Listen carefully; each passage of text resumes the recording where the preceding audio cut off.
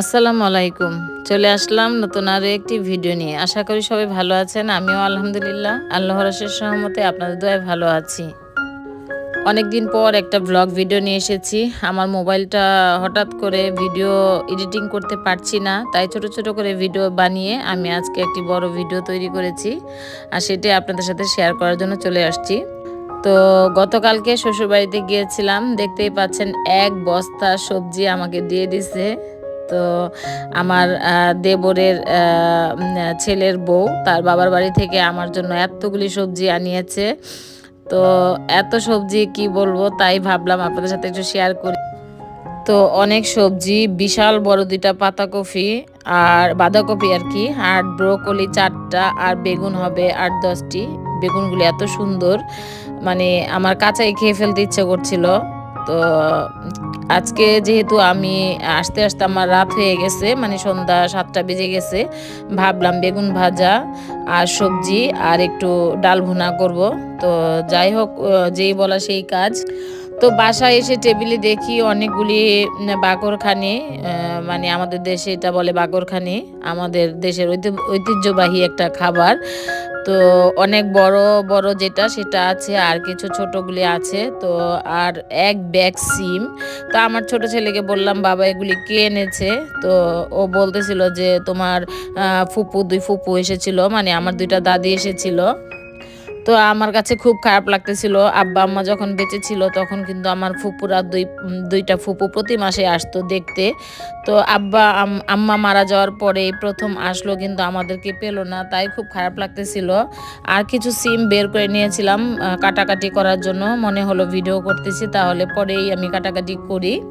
আর এদিক দিয়ে দেবরের ছেলের বউ, আমার ভাইগনাও 2টা বউ আছে বাড়িতে, ওরা আমাকে পিঠা দিয়ে দিছে আপনাদের ভাইয়ার জন্য আর আমার ছোট ছেলের জন্য। তো আমি বলেছি রসুন আর শুকনা মরিচ দিয়ে দিবার সাথে, তা না হলে কিন্তু এগুলি নেওয়া যাবে না যেহেতু তেলের পিঠা। তো ওরা আবার সাথে শুকনা মরিচ আর রসুনের কোয়া দিয়ে দিছে। তো যাই হোক, আমার সবজিগুলি দেখে এত ভালো লেগেছে কি আর বলবো, তাই আপনাদের সাথে শেয়ার করতে চলে এসেছি। আর আমার ফুপু 2টা এসে আমাদেরকে না পেয়ে চলে গেছে, তার জন্য বেশি খারাপ লাগতেছে যে অনেকদিন পরে ফুপু 2জন এসেছিল কিন্তু আমাদেরকে পাইনি। তো আমি অফ ক্যামেরা একটা বড় বেগুন, এখানে পুরো একটা বেগুন কেটে আমি ভেজে নিচ্ছি আর কি। আর এদিক দিয়ে আমি ব্রোকলি কেটে নিয়েছি, একটু হাফ বয়েল করে নিয়েছি, আর সিম আলু। তো দেখতেই পাচ্ছেন কালারগুলি খুব সুন্দর লাগতেছিল। তো যাই হোক, ভাবলাম যে এটার একটু রেসিপি আপনাদের সাথে শেয়ার করি। তো আমি কিন্তু ব্রোকলি তেমন একটা খাই না, আমার কাছে ভালো লাগে না, কিন্তু ভাবলাম যে আজকে একটু সবজি রান্না করি, দেখি কেমন লাগে। তো আমার খালাতো বোন মুন্নি বলতেছিল যে ব্রোকলি নাকি খুব খেতে ভালো লাগে, কিন্তু আমার ছোট ছেলে অনেক পছন্দ করে ব্রোকলি। যাই হোক, এখানে কিন্তু আমি বেশ কিছুটা রসুন আর পেঁয়াজ একসাথে কুচি করে নিয়েছি, সাথে কিছু শুকনা মরিচ দিয়ে দিলাম, আর বেশ কিছুটা তেল দিয়ে আমি কিন্তু এইটাকে ব্রাউন কালার করে একদম লাল লাল করে ভেজে নিব।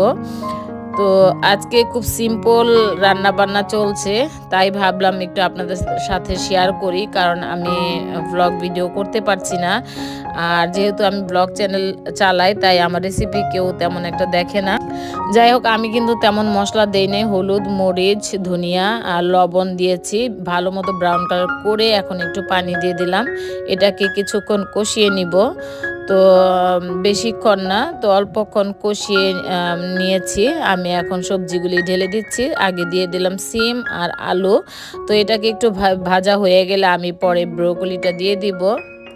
আসলে আমরা যারা ব্লগ ভিডিও বানাই তারা রেসিপি যদি কিছু দেয় তাহলে কিন্তু দেখতে চায় না, তাই আমার পরপর 3টা রেসিপি দেওয়া হয়েছে, তেমন ভিউয়ার্স নাই।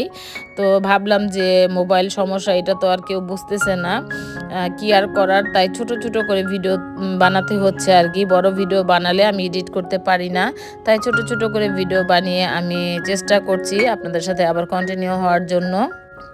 যাই হোক, এখন কিন্তু ব্রোকলিগুলি দিয়ে দিলাম, তো এটাকে আমি ভালো মতো কষিয়ে নিব। তো আপনারা দেখতেই পাচ্ছেন কালারটা এত সুন্দর লাগতেছিল, আমার কাছে খুব ভালো লাগতেছিল।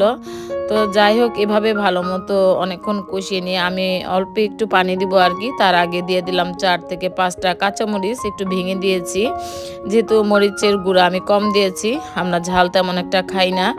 তো একদম ভালো মতো ভেজে নিয়েছি, দেখতেই পাচ্ছেন অনেকক্ষণ ধরে কষিয়ে নিয়েছি। আর একটু পানি দিয়ে দিলাম, প্রায় হাফ কাপেরও কম দিয়ে এখন ঢাকনা দিয়ে ঢেকে এটাকে রান্না করব। বেশ কিছুটা সময় নিয়ে আমি রান্না করব, এদিক দিয়ে অন্যান্য কাজগুলি করে নিচ্ছি। আর আজকে থাকবে মজাদার একটি সালাদ রেসিপি। তো বেশ কিছুটা ধনিয়া পাতা দিয়ে নেড়ে চেড়ে আমি এটাকে নামিয়ে নিব। তো এখানে বড় একটা পেয়ারা, 2টা গাজর, 2টা শসা নিয়েছি। এগুলি অফ ক্যামেরায় আমি কেটে নিচ্ছি, যেহেতু সময়ের অভাব আর ভিডিও বড় হয়ে যাবে, তাই অফ ক্যামেরায় আমি কেটে নিয়েছি। সাইজটা একটু দেখিয়ে দিচ্ছি কিভাবে আমি কেটেছি, পেয়ারা, গাজর আর শসা। তো এখানে এখন কি কি দিব দিয়ে আমি একটা সালাদ বানাবো। তো এই সালাদটা আপনার ভাইয়া আমাকে বলে দিয়েছে এভাবে করতে। তো এখন আমি টক দই দিয়ে দিলাম 3 টেবিল চামচ, আর সামান্য কাঁচামরিচ, যেহেতু ঝাল পরিমাণ কম। আর এখানে বেশ কিছুটা ধনিয়া পাতা দিতে হবে, মানে অনেক ধনিয়া পাতা দিতে হবে। আর এখানে দিয়ে দিলাম আমি পিঙ্ক সল্ট, আপনারা চাইলে নর্মাল সল্ট দিতে পারেন বা বিট লবণ দিতে পারেন। তো আমি এখানে পিঙ্ক সল্ট দিয়ে দিলাম, দিয়ে ভালো মতো মিশিয়ে তো এই তো তৈরি হয়ে গেল এটা মিক্সড, কি বলবো নাম আসলে আমি জানি না, ফ্রুট সালাদ না ভেজিটেবল সালাদ, যেটাই বলেন না কেন, তবে বেশ খেতে কিন্তু দারুণ। আমি একটু টেস্ট করে দেখলাম, ঝালের পরিমাণ কম। যদি কেউ ঝাল বেশি খান তাহলে এখানে আপনারা চাইলে মরিচটা একটু বাড়িয়ে দিবেন। আর এটা কিন্তু ভাত খাওয়ার আগে খাবে, 1 বাটি খাবে, তারপর একটু সামান্য ভাত খাবে, মানে একদম অল্প পরিমাণে ভাত খাবে আর কি। তো এটা বেশি করে খায়, আর এটা 1 সপ্তাহ খাবে, তারপরে অন্য আবার আরেকটা সালাদের রেসিপি আমাকে বললে আমি তখন বানিয়ে দিব। যাই হোক, এভাবে কারা কারা খান আমাকে অবশ্যই কমেন্ট করে জানাবেন।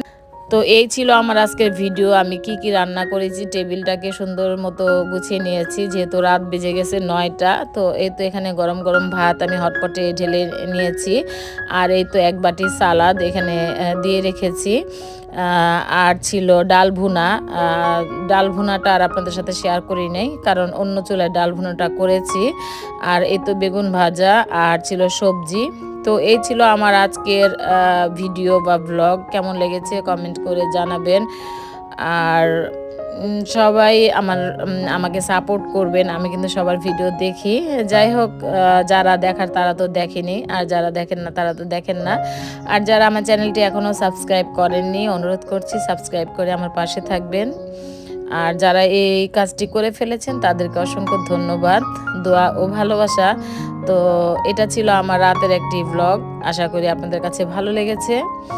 তো আজকের মতো বিদায় নিচ্ছি, সবাই অনেক ভালো থাকবেন, সুস্থ থাকবেন, আমার জন্য আমার পরিবারের জন্য দোয়া করবেন। আল্লাহ হাফেজ, আসসালামু আলাইকুম।